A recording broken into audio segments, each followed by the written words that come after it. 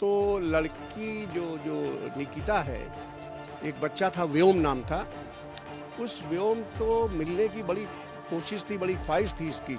ये बड़ा दुखद है कि उस लड़की ने, उस निकिता ने कभी मिलने नहीं दिया उसको। अतुल सुभाष मामले को जौनपुर से देख रहे उनके वकील दिनेश मिश्रा जी हमारे साथ मौजूद हैं। दिनेश जी, मामला आप देख रहे हैं कितना बढ़ गया है, सोशल मीडिया पर इस समय ट्रेंड कर रहा है। एक बड़ी विभत्स घटना कही जाएगी कि एक सुसाइड किया है, तमाम गंभीर आरोप लगाए हैं। मामला कुल मिलाकर क्या है दिनेश जी? देखिए, हमारे सीट से अवधेश तिवारी जी हमारे जो जूनियर थे और शैलेश शर्मा, ये दोनों लोग ये मुकदमा देखते रहे और हम लोग 125 का मुकदमा देखते रहे। दैट इज मेंटेनेंस के मुकदमे का फैसला 29 जुलाई 24 को हो गया और उसके पहले जो बहस हुई थी, अवधेश जी ने किया था, हमारे जूनियर ने, वो जून के महीने में किया था। तो उसके बाद से हम लोगों के से कोई कांटेक्ट उनका विशेष नहीं हो पाया। जहाँ तक इस मामले के बीच में जो चीज़ थी, तो लड़की जो जो निकिता है, एक बच्चा था व्योम नाम था। उस व्योम को मिलने की बड़ी कोशिश थी, बड़ी ख्वाहिश थी इसकी। निकिता की नहीं, अतुल सुभाष की। अतुल सुभाष मोदी। वो वीडियो में कहा भी है कि मैं अपने बच्चे से नहीं मिल पाया। ये बड़ा दुखद है कि उस लड़की ने, उस निकिता ने कभी मिलने नहीं दिया उसको। यह बहुत, इस चीज से बहुत दुखी था, बहुत पीड़ित था वो आदमी। और ये आगे चल के क्या रंग लाया है, क्योंकि अब उसके बाद 5-6 महीना, माने जुलाई में फैसला होने के बाद ये दिसंबर, अभी 3 दिन पहले की घटना है। उसके बीच में क्या उसके साथ क्या ब्लैकमेलिंग हुई, अब ये तो एविडेंस का ये इन्वेस्टिगेशन का मैटर है। बच्चे का जिक्र किया, उसने कोई लेटर बच्चे के लिए भी छोड़ा है जिसमें बताया कि मैं चाहता हूं कि 18 साल का जब वो हो जाए तब वो ये देखे। हाँ, ये पढ़ा जरूर है मैंने, ये पढ़ा है, बिल्कुल पढ़ा है। उसने कहा है कि इस बच्चे को वो 18 साल की उम्र में ही पढ़े, तो इट इज इन द वुम। अब वो क्या लिखा है वो तो हम लोगों को नहीं। गिफ्ट भी छोड़ा है शायद बच्चे के। हाँ, कुछ उपहार भी छोड़ा है, तो वो मेरे को सुनने को ही मिला है। आप लोगों से जब अतुल सुभाष की बात होती थी, क्योंकि आप पूरे केस को देख रहे हैं, लीड कर रहे हैं, क्या कहते थे वो आपसे और उनकी क्या व्यथा थी? देखिए, उनकी पर्सनल तौर पर भी बताइए। उनकी व्यथा केवल उस समय जो है ये थी कि बच्चे को मिलने नहीं दिया जा रहा था और वो कहते थे मैं इतने डिस्टेंस से आता भी हूँ और बच्चे से मेरी वाइफ मिलने नहीं देती है सर, ये मेरे लिए बहुत दुखद है। और हम लोग देखते थे, अदरवाइज वो लड़का बहुत ही सौम्य था, बड़ा इनोसेंट और बड़ा पढ़ा लिखा, बड़ा अच्छा बच्चा था। और ये करना जो है उस समय, ये क्या परिस्थिति गुजरी है, इस पे इन्वेस्टिगेशन जरूर चाहिए। और जिन लोगों ने ऐसा किया है तो दे मस्ट बी पनिश्ड। कितना बार मूवमेंट होता होगा उनका? बैंगलोर से जौनपुर आना अपने आप में बहुत बड़ी वो है। मैंने सुना कि 30-35 बार साल भर में उनका आना जाना हो जाता है, ऐसा है क्या? देखिए, ऐसा था कि हाई कोर्ट का एक ऑर्डर था कि इसको stipulated time with in a period of 6 month निपटाया जाए। तो उसमें हम लोग की तरफ से भी सहयोग होता था, कोर्ट ने भी किया है। मुझे जहाँ तक जानकारी है कि 24-25 बार, 26 बार उसको इस मामले में, इस 125 के मामले में आना पड़ा था। और इस दरमियान में कभी भी उसने कोई ऐसी कोर्ट के बारे में नहीं कि हाँ, बच्चे के से न मिलने की व्यथा, उससे मिलने का दुख उसको बहुत था। बच्चे से क्या वीडियो कॉल पर भी बात नहीं हो पाती थी? ऐसा वीडियो कॉल पे भी उसने कहा कि हमसे बात करने का कोई समय दे दिया जाए, कोई ऐसा अपनी वाइफ से या कहा कि कर दिया जाए, लेकिन यह भी जो है सी डिनाइड, उसने बात करने नहीं दिया। ये बहुत बड़ा दुख था। क्या रीजन रहा होगा आपके हिसाब से?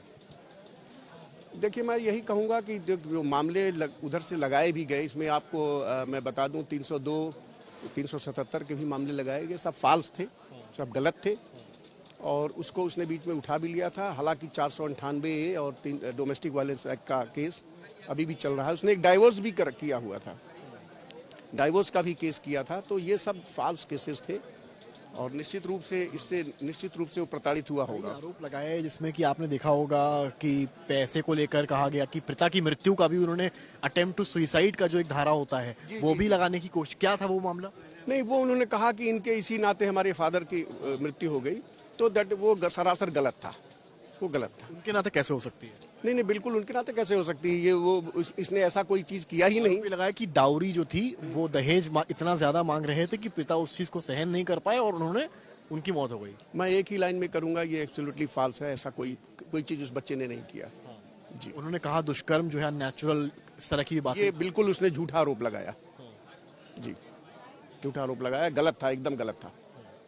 तो क्योंकि देखिए आप लोग सिस्टम में हैं, जुडिशरी में हैं, इतना लंबा केस आगे चला जाता है कि इंसान जो है कोर्ट से एक जगह से दूसरी जगह आना जाना लगाना 25 बार बता रहे हैं, जो समझ लीजिए कि बैंगलोर से उत्तर प्रदेश 25 बार आना। डिस्टेंस है भाई, डिस्टेंस है, it is a long distance. आपको नहीं लगता कि कहीं ना कहीं सिस्टम की भी कमजोरी रही? देखिए ऐसा है कि केस तो उसने किया था जौनपुर जिले से ही, और वो ओरिजिनेटेड ही was originate to Samastipur Bihar. तो अगर आदमी नौकरी कर रहा है और कोर्ट्स के ऑर्डर्स को फॉलो करना है तो यहाँ वो जाति जो है, अगर आप कहते हैं तो कोर्ट के ऊपर भी ऑनरेबल हाई कोर्ट ने चूंकि ये डायरेक्शन दे रखा था तो उसका पालन कोर्ट को भी करना था और हम लोग भी कोऑपरेट करते थे। लेकिन इस कोर्ट्स को लेके कभी उसने ऐसा उस समय तो नहीं बताया। अब ये है कि निश्चित रूप से उसके बाद, क्योंकि ज़्यादा तो प्रताड़ित था वो अपनी वाइफ से और उनके साले से और उनके उससे माँ से, जो लोग कि किसी भी सूरत में आदमी इतना पैसा खर्चा करके आए और माँ अपने बेटे से बात न कर पाए, इस बात का कर तो सब कुछ वो अपने बेटे से मिलने के लिए कर रहा था, या कस्टडी मतलब बेटा साथ में रहे इसलिए कर रहा था। बिल्कुल बिल्कुल वो चाह रहा था, वो तो ये भी चाह रहा था कि दोनों लोग साथ मिलकर रहें। वो कभी नहीं चाहता था कि अलग पत्नी। हाँ जी, पति पत्नी बच्चे सबको साथ रखना। क्या परेशानी थी इसको अतुल सुभाष से? अब ये देखिए उसने झूठा आरोप लगाया। अब वो उसको समझ सकती है कि क्या उसका क्या था क्या नहीं था, लेकिन हमारे ये बच्चा जो है ही वाज इनोसेंट। आप क्योंकि देखिए फैमिली कोर्ट पर उन्होंने तमाम आरोप लगाए, आप जरूर वकील हैं, आप जुड़े हैं सिस्टम से, जुडिशरी से जुड़े हैं, लेकिन जब फैमिली कोर्ट पर इस तरह के आरोप लगे, जो बातें कही गई 5 लाख जो भी अमाउंट उन्होंने कहा है, ये कितना दुर्भाग्यपूर्ण है एक पर्सनल तौर पर? नहीं, पर्सनल तौर पे नहीं, मैं सही चीज़ बता रहा हूँ कि ऐसी चीज़ अगर है तो वो गलत है। ऐसी कोई चीज़ जो है हम लोगों की जानकारी में बिल्कुल नहीं है। हाँ, वो ऐसा कोई जो है आरोप, वो मेरी राय में जो है वो गलत है। क्योंकि जब मीडिया भी पहुंचती है परिवार से बात करने के लिए तो परिवार मीडिया पर ही अटैकिंग हो जाता है, हम वकील लाएंगे, हम वकील से बात करेंगे, अपना पक्ष भी। नहीं, ये देखिए ये दुख हो सकता है कि उनको ये हो कि भाई कोर्ट ने मिलाया नहीं, कोर्ट ने ये नहीं किया। कोर्ट की भी अपने दायरे होते हैं और जो सबूत होते हैं, जो पेपर्स होते हैं, पेपर जस्टिस इंडिया में है आप जानते हैं, तो उस लिहाज से किया जाता है। लेकिन अन्यथा कोई आरोप अगर उन्होंने बताया है तो मेरी जानकारी में नहीं। सुभाष ने कहा कि अगर मुझे न्याय नहीं मिला तो मेरी अस्थियां कोर्ट के सामने नाली या गटर में बहा देना। आप लोग क्योंकि केस को लीड कर रहे हैं, कहां तक पहुंचे हैं केस में और आगे क्या करने वाले हैं? देखिए ये बहुत दुखद है, और उसको जो इसका दुख था कि बच्चे से नहीं मिलने दिया गया और उसके साथ जो है ये इस तरीके की चीज़ें हुई, दूर से आने के बाद भी उसको इस तरीके का झेलना पड़ा, तो उन सब को देखते हुए अगर उसने ये कहा है तो ये उसका है, ये दुखद रूप से आदमी अब जब दुखी है तो कुछ भी कह सकता है। आपने पूरा स्टडी किया होगा पीडीएफ और 1.5 घंटे का जो वीडियो है, ये सब आपने देखा होगा। आपको क्या लगता है सबसे जो ऐसा पॉइंट जो आप देखकर आप खुद भी एक चौंक गए हो कि क्या ऐसा भी हो सकता है सोसाइटी में? देखिए इस बारे में मैंने पढ़ा और चीज़ों को देखा, तो अब चूंकि जुलाई के बाद से हम लोगों से कोई बातचीत नहीं हो पाई, इसलिए अब ये इन्वेस्टिगेशन का इशू है कि वो इन्वेस्टिगेटर देखें कि क्या अटेंडिंग सर्कमस्टांसेस, ऐसा क्या हो गया कि सुसाइड कर हाँ, ये बिल्कुल ये इन्वेस्टिगेशन का विषय है।